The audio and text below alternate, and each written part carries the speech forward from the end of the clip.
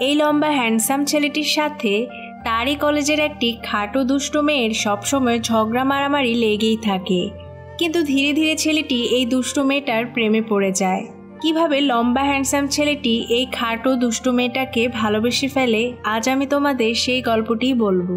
Hello বন্ধুরা, কেমন আছো তোমরা সবাই? সিনেমা সমাহার চ্যানেলের আজকের পর্বে আমি যেই মুভিটির এক্সপ্লেন করব তার নাম মিন অ্যান্ড ম্যাক্স। গল্পের শুরুতে আমাদেরকে শিয়াকে দেখানো হয়, যে দেখতে অনেক খাটো ছিল, আর এই কারণে সবাই তাকে নিয়ে অনেক মজাও করত।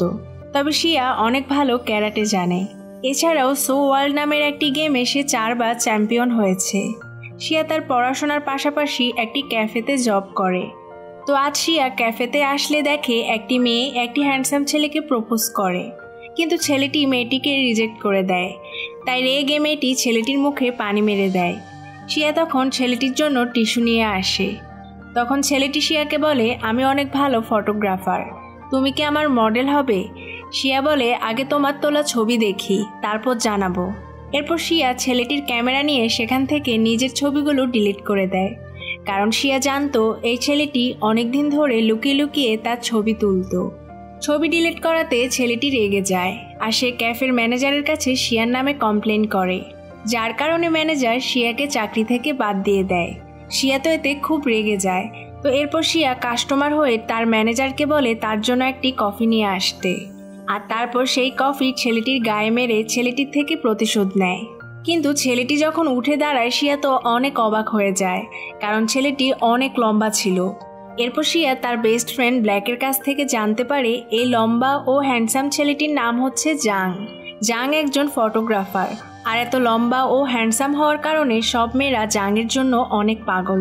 এমনকি শিয়ার বেস্ট ফ্রেন্ড ব্ল্যাকও জাংয়ের জন্য অনেক পাগল, যার কারণে জাংয়ের সাথে শিয়ার দেখা হওয়ায় ব্ল্যাক চিন্তা করতে থাকে যে শিয়া আবার জাংয়ের প্রেমে পড়বে না তো।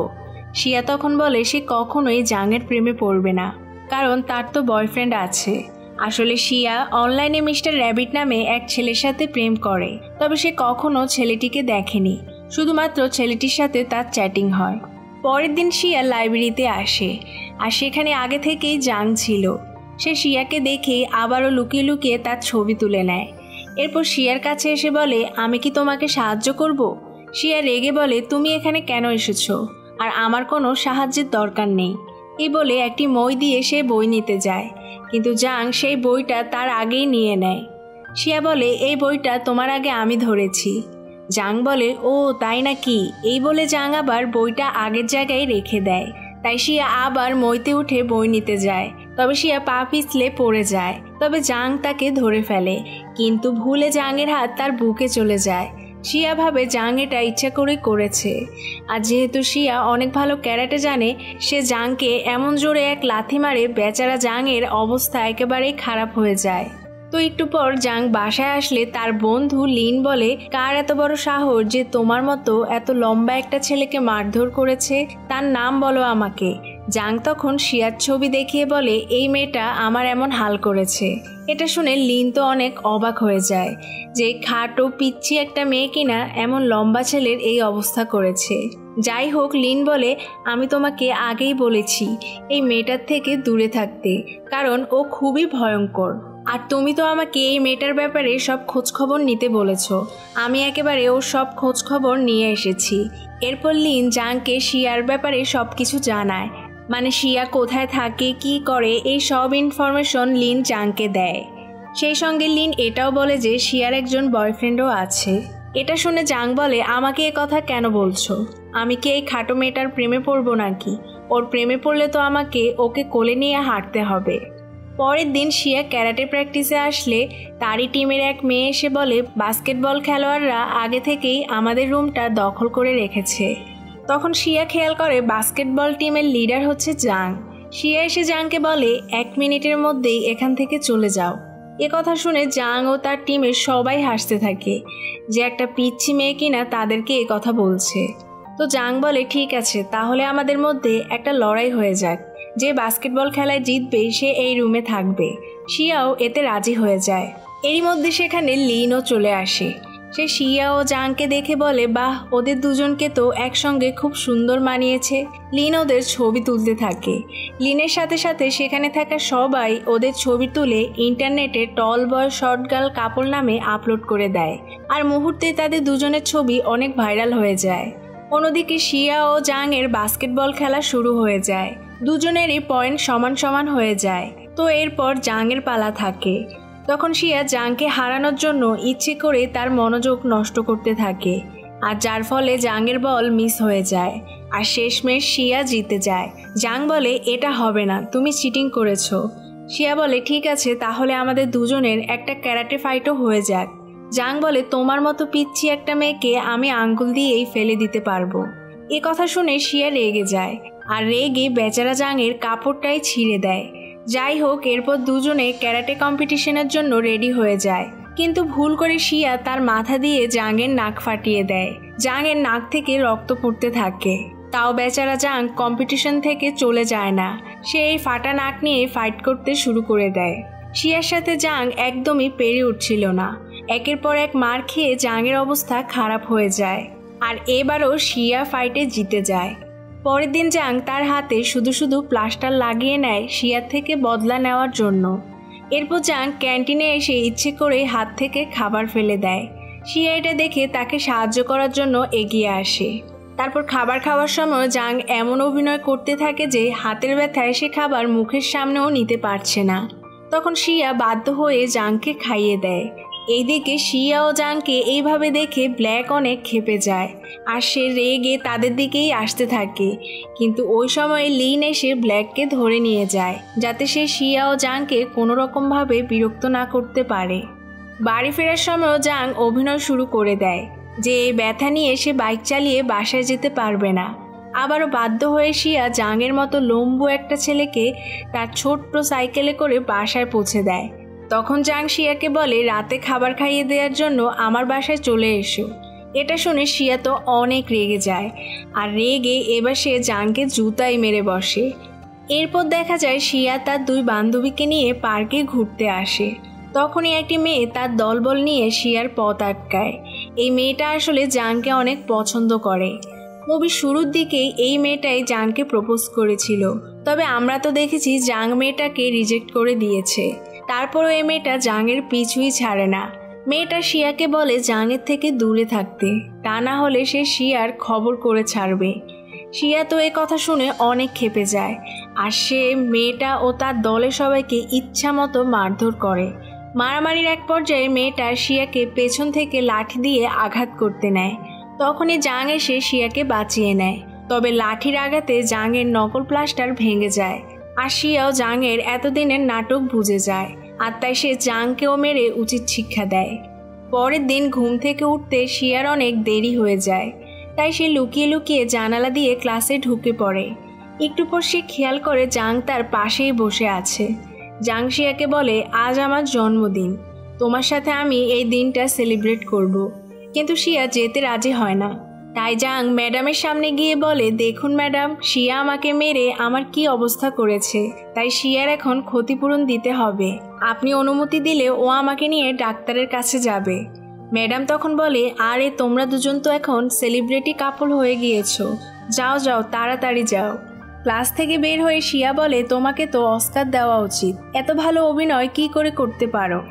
জাং তার এসব কথায় পাত্তা না দিয়ে সে শিয়াকে জোর করে তার সাথে ঘুরতে নিয়ে যায়।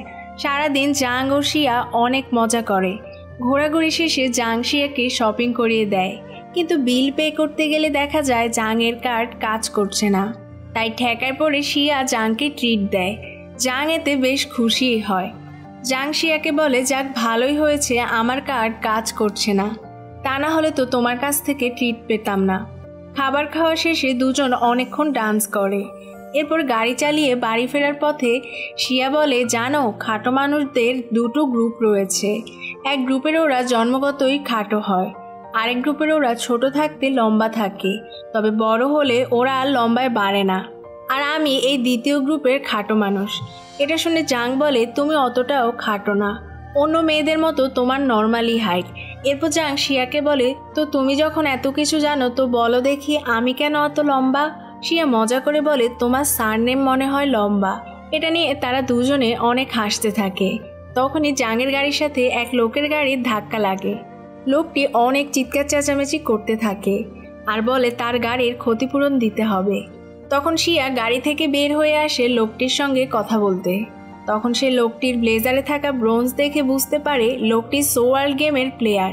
শিয়া তখন তার গেমের নিকনেম বলে। এটা শুনে লোকটি বুঝতে পারে শিয়া গেমে 4 বার চ্যাম্পিয়ন হয়েছে। লোকটি সঙ্গে সঙ্গে জাংকে বলে আপনার কোনো ক্ষতিপূরণ দিতে হবে না, কারণ লোকটি শিয়ার অনেক বড় ভক্ত ছিল। এরপর জাং শিয়াকে তার বাসায় নিয়ে আসে আর জাং আসে তার বাবার সঙ্গে কথা বলতে।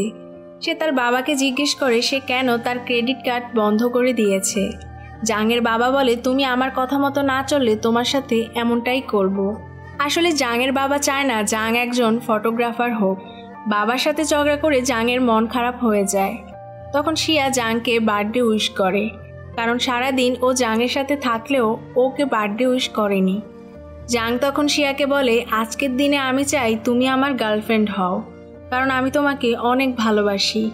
কিন্তু এই কথা শুনে শিয়া রেগে যায়। সে বলে আমার বয়ফ্রেন্ড আছে। জাং বলে এ কেমন ভালোবাসা, তুমি তো ওকে কখনো দেখোওনি। শিয়া বলে তাতে কি হয়েছে, আমি ওকে ভালোবাসবো সবসময়। বাসায় ফিরে শিয়া তার 2 বান্ধবীকে সব কিছু বলে। ব্ল্যাক তো অনেক ক্ষেপে যায়। শিয়ার আরেক বান্ধবী বলে ভালোই করেছো তুমি জাংয়ের প্রস্তাবে রাজি হওনি, কারণ তুমি অনেক খাটো। ওর সাথে প্রেম করলে তোমার অনেক সমস্যা হবে। এই যেমন ছবি তুললে জাং তোমার ছবিতে থাকবে না, তুমি কখনো জাংয়ের জামা কাপড় পরতে পারবে না, জাংকে ঠিকমতো জড়িয়ে ধরতে পারবে না, এমনকি ওকে তুমি কিসও করতে পারবে না। এসব শুনে ব্ল্যাক অনেক খুশি হয়। তখন শিয়ার বান্ধবী ব্ল্যাককে বলে তুমিও অতটা লম্বা নয় যে জাংয়ের সাথে তোমাকে মানাবে। যাই হোক, পরের দিন ক্লাসে জাং শিয়াকে বলে ওর মডেল হতে।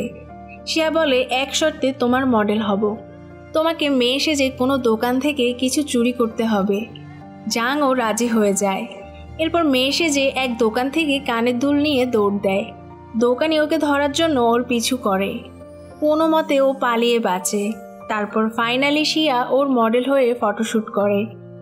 এরপর দেখা যায় একদিন বাস্কেটবল খেলার সময় জাং গোল দিয়ে জিতে যায়, আর সেই খুশিতে সে সবার সামনে শিয়াকে কোলে তুলে লাফাতে থাকে। এটা দেখে ব্ল্যাক অনেক কষ্ট পায়। লিন আবার এটা দেখে ব্ল্যাকের কষ্ট বুঝতে পারে। এখানে আমরা বুঝতে পারি লিন আসলে মনে মনে ব্ল্যাককে অনেক পছন্দ করে। এরপরের দিন জাং শিয়াকে নিয়ে একটি ক্যাফেতে আসে, আর এই ক্যাফেতেই শিয়া আগে কাজ করত। সেই ম্যানেজার এসে শিয়া ও জাংকে বলে তোমরা দুজন তো এখন ভাইরাল কাপল, তাই আমি বলছি কি শিয়া যা হওয়ার হয়েছে তুমি আমাদের ক্যাফেতে আবার নতুন করে জয়েন করো। জাং তখন বলে ঠিক আছে, সেটা পরে দেখা যাবে। ওই একই সময় ব্ল্যাকও সেই ক্যাফেতে আসে, আর সে শিয়া ও জাংকে একসাথে দেখে ফেলে। বাসায় ফিরে শিয়া তার বয়ফ্রেন্ডকে টেক্সট দেয়।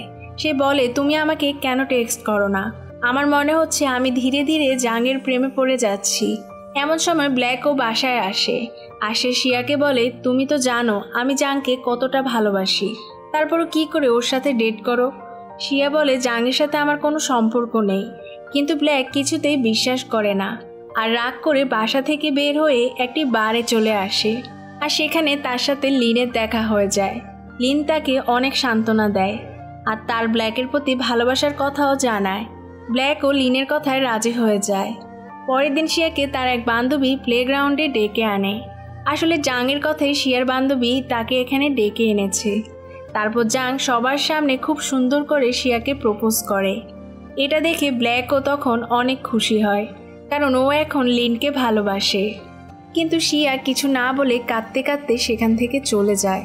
বেচারা জাং বাসায় এসে লিনকে বলে শিয়ার বয়ফ্রেন্ড মিস্টার র্যাবিটের ঠিকানা খুঁজে বের করতে। আর তারপর জাং মিস্টার র্যাবিটের বাসায় চলে আসে। এসে দেখে সেখানে মিস্টার র্যাবিটের বোন থাকে। মিস্টার র্যাবিটের বোন জাংকে বলে 2 বছর আগে তার ভাই অ্যাক্সিডেন্টে মারা গিয়েছে। জাং তখন জিজ্ঞেস করে তাহলে শিয়াকে কে মেসেজ করে। র্যাবিটের বোন বলে শিয়া নিজেই মিস্টার র্যাবিট নামে আইডি খুলে নিজেই নিজেকে মেসেজ করে, কারণ ও আমার ভাইকে অনেক ভালোবাসে, তাই ও এখনও আমার ভাইকে ওর মাধ্যমে বাঁচিয়ে রাখতে চায়। সত্যিটা জানার পর জাং বুঝতে পারে শিয়া আর তার মৃত বয়ফ্রেন্ডের ভালোবাসার কাছে তার ভালোবাসা কিছুই না। তাই নিজের সব জিনিসপত্র নিয়ে জাং হঠাৎ করেই গায়েব হয়ে যায়।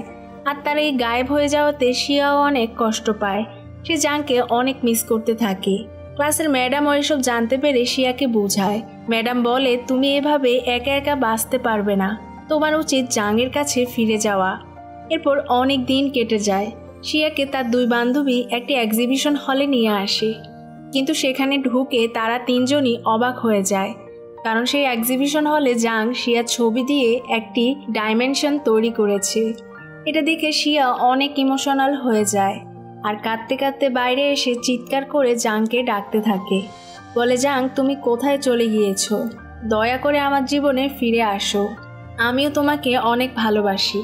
আর ঠিক ওই সময় জাং এসে শিয়ার পাশে দাঁড়ায়। শিয়া তো জাংকে দেখে অনেক অবাক হয়ে যায়।